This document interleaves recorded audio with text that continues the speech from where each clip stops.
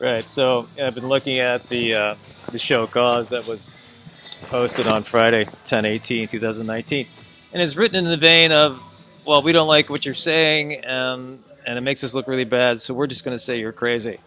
That's basically it. So if you read this thing, it reads like a comic book. It's like it doesn't even deserve my time to actually get into it. So I've written to the judge. Well, I'm trying to write to the judge. I wrote a letter because I'm asking for a conference because it doesn't follow any of the facts that I filed. It reads like an emotional juvenile um, complaint. It doesn't make any sense.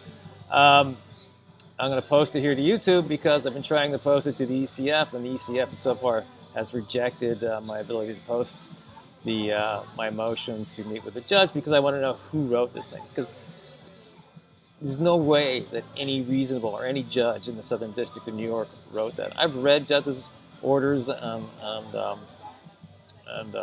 notes. They're all really smart. They're thoughtful, and this is like an angry, emotional, personal letter. I don't know who wrote this, but there's been an ongoing pattern in the Southern District. So I want to meet with the judge to understand what the disconnect is between the empirical evidence them filing, which is just, it is what it is, and then the disconnect from what comes out at the other end, like in the form of a dismissal, or in this case, the show cause. One example I can cite is in 2014 when I first filed with the Southern District pro se. I filed against my landlord, and it was the 14-CV3804, and the facts were completely wrong. It didn't make any sense.